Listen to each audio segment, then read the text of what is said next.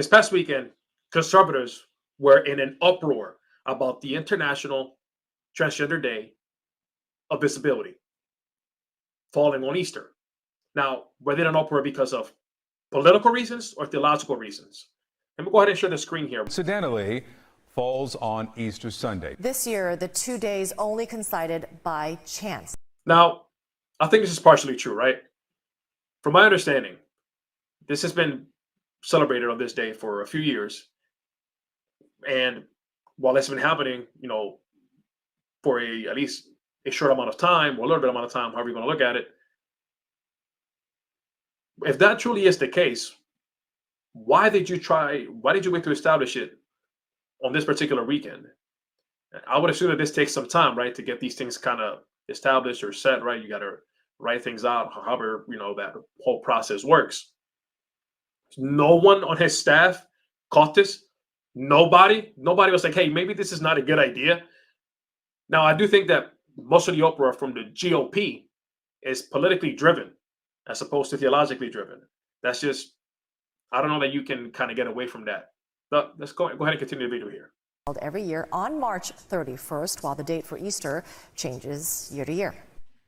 Yes, by total coincidence, Trans Visibility Day happened to fall on Easter this year, which seemed like, I don't know, a good fit to me. I mean, Jesus did identify as the Father, the Son, and the Holy Spirit. Live your truth, Queen. Really? This is what we're doing? Jesus did identify as the Father, the Son, and the Holy Spirit. Come on now. If you're going to say these kinds of things, at least be fair. At least look into some of these things. Like, this is, like, I get it. I know the whole Daily Show thing, some of the whole concept is to poke fun, right? To kind of make jokes about it. But this particular statement, this is to be made in a joking manner. So in case it wasn't, nowhere in the New Testament does Jesus identify as the Father, the Son, and the Holy Spirit. This is a blatant misrepresentation of Christian beliefs. Over and over throughout the New Testament, Jesus is seen as a distinct person from the Father. It was the Father that sent the Son. It was the Son who willingly took up the cross. And it was the Son who rose from the dead. The whole point for Easter. Now, what she's describing, what she says, has more in line with modalism or oneness Pentecostal, which have been condemned as heresies and outside of Orthodox Christian beliefs. I mean, to be fair, perhaps she just doesn't know. But if you're going to make a statement like this, maybe look it up first. This whole "Live Your Truth, Queen" statement at the end. This is why some people responded the way they did. Why is it acceptable to poke fun at Christian beliefs, but not others? We don't see mainstream media doing this with Islam or other world religions. Why is that? If we truly want to be tolerant, or as the bumper sticker says, coexist, then we have to be willing to respect each other's worldviews, even when we disagree. If we truly want to be inclusive, then let's make sure we are also poking fun at Islam, Judaism, LGTB. Oh, wait, hold on. Maybe not that last one. He called something else. You know it's going to be called? Christian Visibility Day, when Christians turn out in numbers that nobody has ever seen before. This is America, buddy. Every day is Christian Visibility Day. Yeah. This is America, buddy. Every day is Christian Visibility Day. Really? Granted, I strongly disagree with the notion that November 5th will be Christian Visibility Day, because that's when people will go to vote. That's ridiculous. Not all Christians are in alignment with the Republican talking points, just like they're not all in alignment with Democratic talking points. That being said, the notion that every day is Christian Visibility Day, it's outlandish. Like, come on. You turn on TV or you go to your favorite streaming platform and you're going to, watch maybe a new show, your favorite show, I mean, you are bombarded with the LGBT agenda. You could argue that every day is LGBT Visibility Day, if you want to follow that logic. Why are you so upset about this? Trans Visibility Day had no effect on your Easter. Well, why are you so upset about this? I get the point she's trying to make, right? I see what she's trying to say, but I'm not sure she understands why some Bible-believing Christians didn't like this. This gives another opportunity for people to make a mockery of what Christians believe, kind of like how you're doing right now. We've reached a point in society, particularly here in the West, where talking about Jesus is deemed offensive or hate speech. So when you try to poke fun at what is probably the most important day for Christians, yeah, it's kind of tough not to take it personal.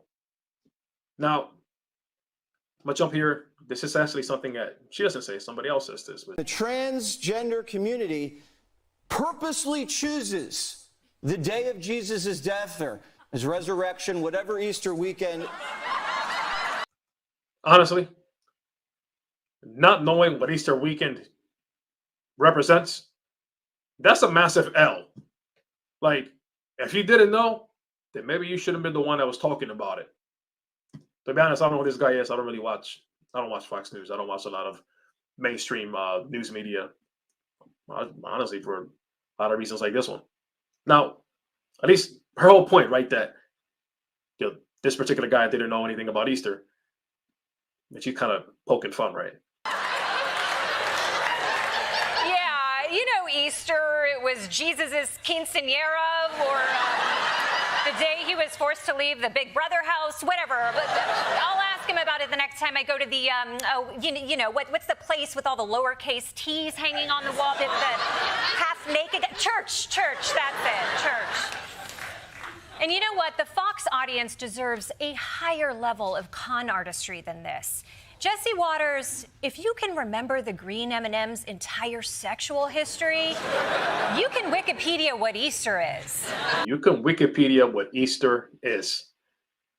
This is kind of ironic, especially coming from her, because considering the fact that she didn't take the time to Google what Christians believe about Jesus and the Trinity.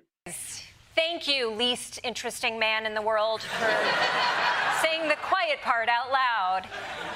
They don't think Transgender Visibility Day should be moved. They think trans people shouldn't be visible at all. Trans Day of Visibility could have been on National Pasta Day, and they'd be like, this is an affront to fettuccine.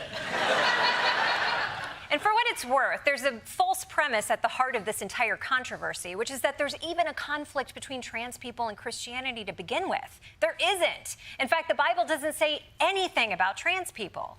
It does, however, say to love thy neighbor and to not judge other people. And perhaps the most famous of Bible verses, Okay. There's no conflict between trans people and Christianity. Well, I guess it depends on how you are defining conflict. The Bible explicitly says God created humans, male and female. That's what idea that we're created in his image. This kind of this whole foundation for why we hold to the idea that humans have intrinsic value.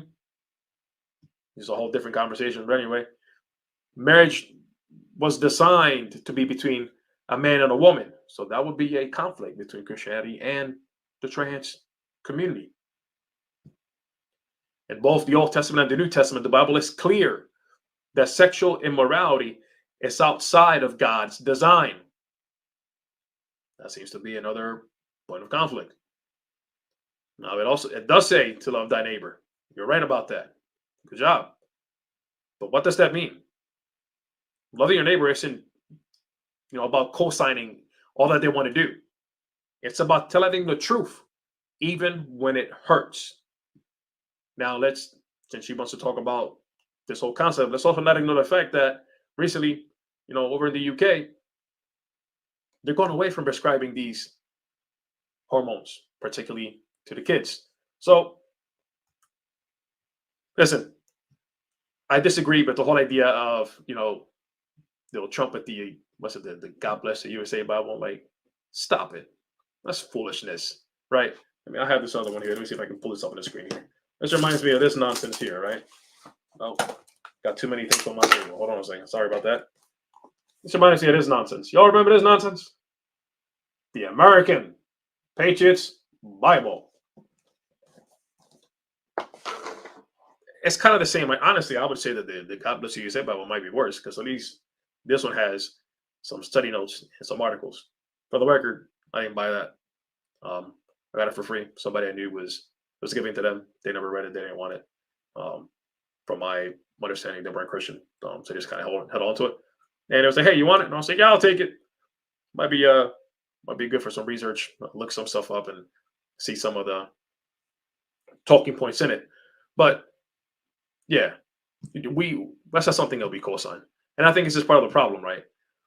When Christians are saying they're conservative, a lot of the time they're not talking about being conservative from a political perspective.